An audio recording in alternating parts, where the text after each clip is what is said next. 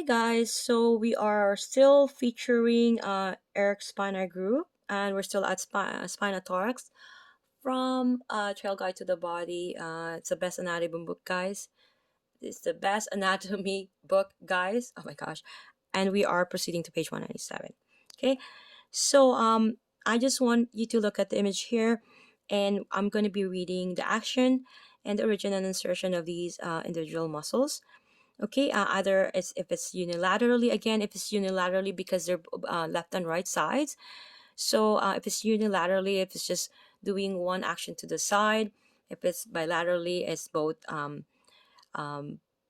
working. Okay, so the action for the rectus spina unilaterally, it laterally flex the vertebral column to the same side.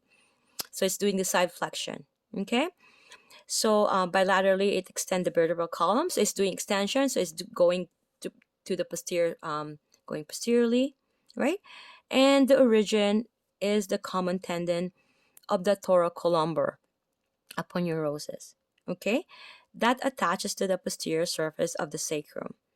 So there's the thoracolumbar aponeurosis that I was speaking about earlier in my previous video. That anteriorly and posteriorly, it's this area here because there's no protection. Because keep in mind here, all the organs is important organ, right? Such as the heart, the liver, and of course our lungs, and yada yada. But here the intestines, right, is also important. It's not protected by bony landmarks or ribs like this, but it's protected by aponeurosis or fascia. Okay, that's just an FYI. Okay, so here the iliac crest. Keep in mind the iliac crest, right? A spinous process. I did a video about spinous process, right? And spinous processes of lumbar and the last two thoracic vertebrae. So keep in mind the last two, right? So this is the last two thoracic, this and here. And the insertion is at the various attachment at the posterior ribs, spinous and transverse processes of thoracic and cervical vertebrae, and the mastoid process of the temporal bone. Okay, the mastoid process. Okay, and the nerve innervations is the spinal. Okay, I'm gonna be reading this area here.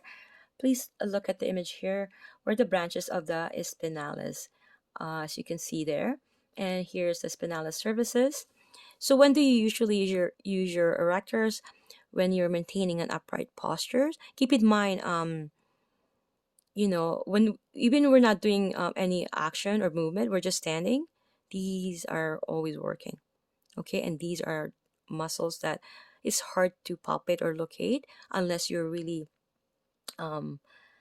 trained and you know the technique. You're returning to an anatomical position after tying your shoes. Okay, so you're doing an extension from a flexion, right? I think you will do 170 if you're tying your shoe. No. I would say 160 or 140. Let's say 145 tying your shoes, right? Then you're gonna do an extension.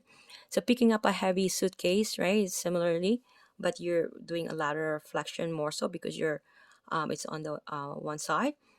Okay, so the branches of the erectospinal group, the spinalis, the spinous process of the upper lumbar and lower thoracic vertebrae, the thoracis, right?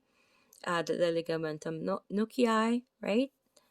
And the spinous process of C7, I've mentioned before, that's very prominent, which is the cervices.